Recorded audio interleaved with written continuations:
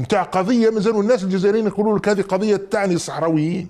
الشعب الصحراوي هو معني بالقضيه الصحراويه بينه وبين السلطات المغربيه تحت قبه البرلمان الامم المتحده، وقضيه راهي داخله في اطراف كثيره وعندها عقود. انت رجعتها قضيه امن قومي وقضيه الجزائريين، ما هيش قضيه الجزائريين يا اخي بكل صراحه. حتى الشعب الجزائري الجزء فيه اللي يساند في قضيه الصحراء الغربيه، ومن حقه يساند قضيه الصحراء الغربيه، كل واحد عنده رايه يساند القضيه الصحراء الغربيه، لكن ما يراش يهز السلاح على جالها. لانه لما تهز السلاح انت على جال القضيه ما بقاتش مسانده، انت دخلتها في مجال الامن القومي نتاعك. الموقف من الصحراء الغربيه بالنسبه للموقف الرسمي ما تغيرش من وقت بومدين من وقت، لكن ما كناش نقطعوا العلاقات مع الناس اللي تعترف كان هناك عمل دبلوماسي، صراع بيننا وبين المغاربه في الامم المتحده في الاتحاد الاوروبي، في حياه سياسيه حقيقيه يعني. كاين قضاء في فرنسا يبطل قرارات وزير الداخليه. نعم. هذه على ما نهضروش عليها، على ما نقولوش باللي كاين في البرلمان الفرنسي نواب يخرجوا يطيحوا في ماكرون بكلام لا، صادم. حتى الرئيس الفرنسي في حد ذاته مجبر على تشكيل حكومة من تيارات مختلفة، لأنه هذه التيارات تعكس انتخابات الشعب. لأنه هذا البرلمانيين وهذا روتايو هذا منين جاء؟ هذا روتايو جاء انتخبوا الشعب الفرنسي. أما تضخيم وإعطاء شوية الآخر، أنت تبون اللي راك تدخل فيه، تبون كل النقاط اللي سجلها روتايو في حسابه الخاص، خاصة في الانتخابات الأخيرة. أنا نقول لك يعني في 70% من النقاط أنت اللي أعطيتها له، أنتم قاعدين تعطيوا في مادة لليمين المتطرف. لكن هاي لك سمعة الدولة، يعني سمعة هيبة الدولة كما تطيح، يعني انه يصير الرئيس لانه هذا كل خارج من راسه، هو راس الجماعه اللي راه معاه، يعني هذا اللي بوعلام وشنقريحه والجماعه هذا اللي يتخذوا في القرار، انه طاحوا بسمعه البلاد حتى ولات تناكي في وزير داخليه في دوله اخرى. كان من الاحرى يا اخي انه كانت عندك علاقات جيده مع ماكرون رئيس لرئيس، وقلت انه هو المرجع قلت المرجع، وتحدثت عن زياره تاريخيه وكان كلام. انت اللي عفست الطبسي نتاعك، يعني انت اللي حطيت رجلك في العجينه نتاعك يعني وخسرتها، هكذا يقولوا الناس اللي جاي بكري. يا اخي انت لاجل موقف نتاع قضيه مازالوا الناس الجزائريين يقولوا لك هذه قضيه تعني الصحراويين. الشعب الصحراوي هو معني بالقضيه الصحراويه بينه وبين السلطات المغربيه تحت قبه البرلمان الامم المتحده، وقضيه راهي داخله في اطراف كثيره وعندها عقود. انت رجعتها قضيه امن قومي وقضيه الجزائريين، ما هيش قضيه الجزائريين يا اخي بكل صراحه. حتى الشعب الجزائري الجزء فيه اللي يساند في قضيه الصحراء الغربيه، ومن حقه يساند قضيه الصحراء الغربيه، كل واحد عنده رايه يساند القضيه الصحراء الغربيه، لكن ما يراش يهز السلاح على جالها. لانه لما تهز السلاح انت على جال القضيه ما بقاتش مسانده، انت دخلتها في مجال الامن القومي نتاعك. سليم، انا نقول لك شيش لا لانه اسمع لا ما ينساوش برك انا على راس ما تضيعليش الفكره. سبب الازمه مع فرنسا رانا كنا في عقود اقتصاديه وكانت الامور ماشيه. سبب الازمه ما هيش متعلقه لا بالارث الاستعماري ولا بملفات الاستعمار ولا شيء، هذا لانه قضايا قديمه بيننا وبين فرنسا. يعني السبب هو موقف ماكرون اللي قالوا في ايطاليا. في ايطاليا خبروا الان على جال هذا الموقف خسرت سمعه الجزائر، الهيبه. هاك حاصل في مشكله مش قادر تخرج منها وضيعت مصالح الجزائريين يا اخي. كنت راح نسالك سؤال بسيط يعني حتى بالنسبه للجزائريين حتى نكونوا موضوعيين واقعيين، حتى الموضوع اسناد الصحراء الغربيه والقرار هذا فيه فيتو على اصلا النقاش في شيء اخر في الجزائر. لما تتكلم مع السياسيين وحتى مع مواطنين عاديين يعني مش بالضروره يكون متوافق مع الراي الرسمي كقرار او كوسائل، لكن حتى النقاش فيه صار طابو، يعني اصبح محدد السياسه الخارجيه، النقاش فيه طابو يوصل حتى للتخوين، فتحس باللي الوضع متشنج، عنده اثر داخلي واثر خارجي. لانه ورانا خاسرين في الحكايه في النهايه الموقف من الصحراء الغربيه بالنسبه للموقف الرسمي ما تغيرش من وقت بومدين من وقت، لكن ما كناش نقطع العلاقات مع الناس اللي تعترف كان هناك عمل دبلوماسي، صراع بيننا وبين المغاربه في الامم المتحده، في الاتحاد الاوروبي، كنا نشريوا نواب، هم يشريوا نواب، نصوتوا دو بونغير راك فاهم. وحتى كانت الحدود مفتوحه، وكان اللقاء مع الشهادلي، وكان انت تجي مع ناس التركيبه البشريه تاعهم، على نركز على التركيبه البشريه متخذ القرار. لما يكون متخذ القرار اسود وابيض سيء مش ناضج، ما عندوش الكفاءه، ما عندوش الخبره، نيفو هابط، يتخذ هذه المواقف حتى يولي يقول عليها شريكه الاستراتيجي الروسي لافروف يقول عليه بان انت ما عندكش هيبه. صحيح. انت ما عندكش هيبه. اسمع الناس ممكن يفهمونا غلط. قضيه الصحراء الغربيه هي قضيه الشعب الصحراوي، راهو يناضل من اجل اهدافه، وراه الامم المتحده عندها برامج وفيه قوى في الولايات المتحده الامريكيه، الاتحاد الاوروبي، فيها فرنسا، فيها اسبانيا داخله فيها ايضا، كل هذه الامور ليست قضيه امن قومي للجزائر، والا لو يعلن النظام في الجزائر انه هناك تحول استراتيجي عندنا، وانه قضيه الصحراء الغربيه هي قضيه امن قومي تاعنا، يعني هي ارضنا من ارض الصحراويين، سنشن الحرب، هنروح معه على الاقل. واضح قدر الناس تتفق معهم صح. لكن انت الان يقولوا لك ارواح نتفاوضوا، مثلا نقعدوا في هذيك المائده الخماسيه اللي عملوها، قل كان خاطيني انا مانيش طرف في القضيه هذه قضيه بين الصحراويين والمغاربه.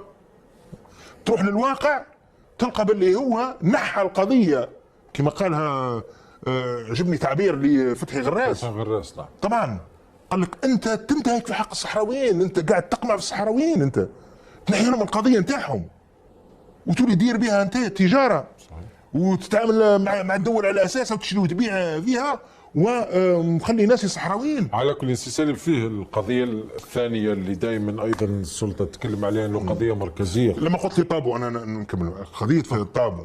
اسمع قضيه انك تتحدث ماشي عند الشعب، الشعب يحكيه، تحدث عن الطبقه السياسيه الرسميه والنخبه الرسميه والعسكر اللي يحكموا، مش العسكر، والرئاسه.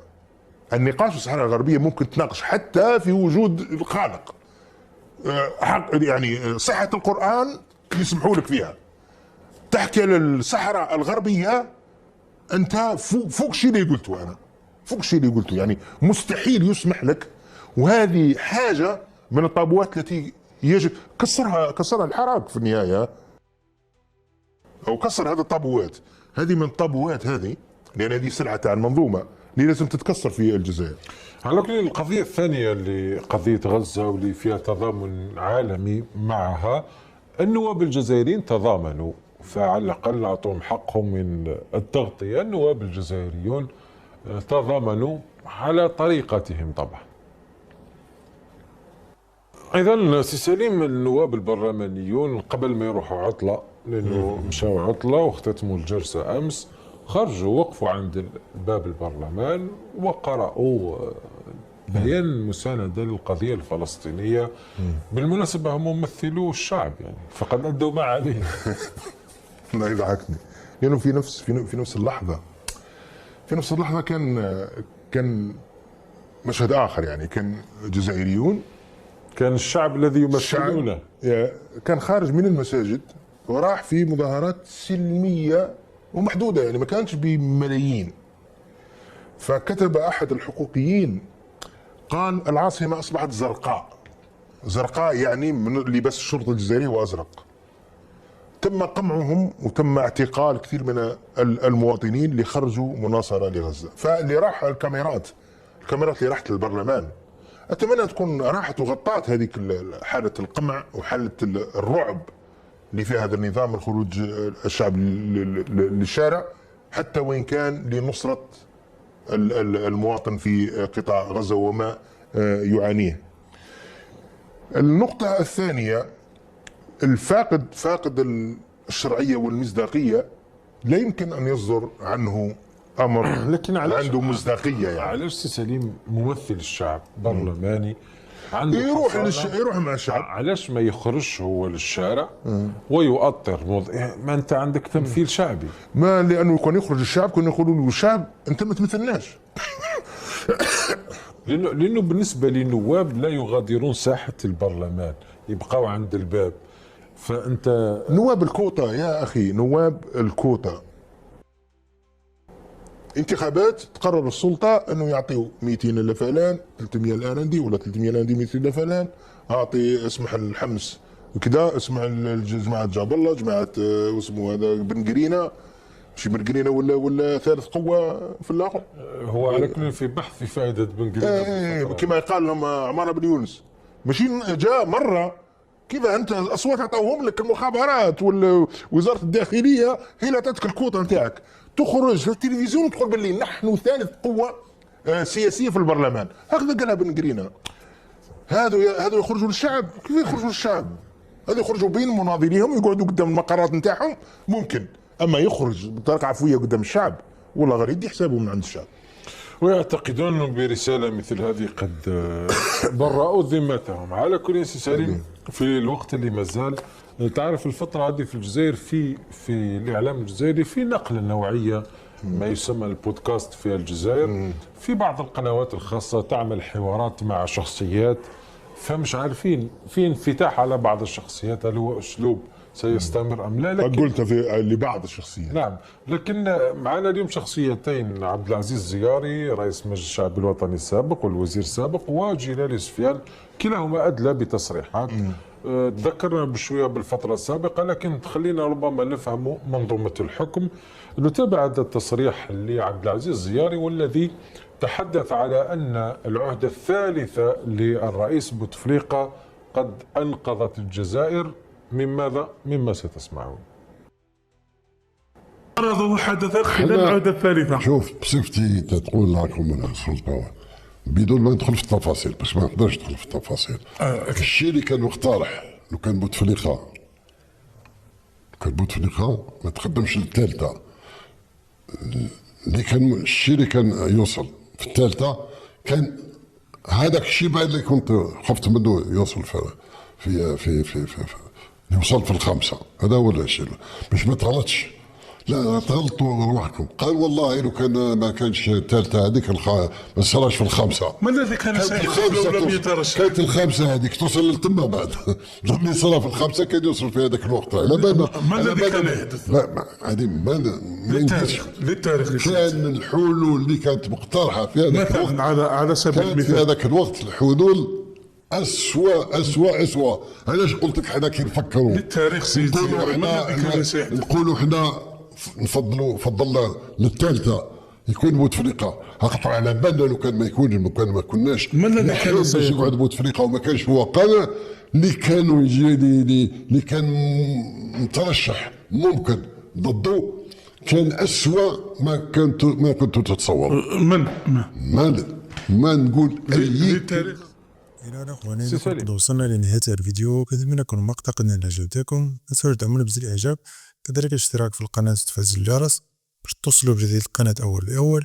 وما تنسوش تدخلوا الآراء ديالكم والاستفسارات ديالكم واقتراحات ديالكم أسفل الفيديو في خانة التعليقات حول ما قاله الإعلام الجزائري عن النظام الجزائري، وكيف أنه جعل من قضية الصحراء المغربية قضية أمن قومي، بحيث يقوم بسحب السفراء من الدول التي تعترف بالصحراء المغربية.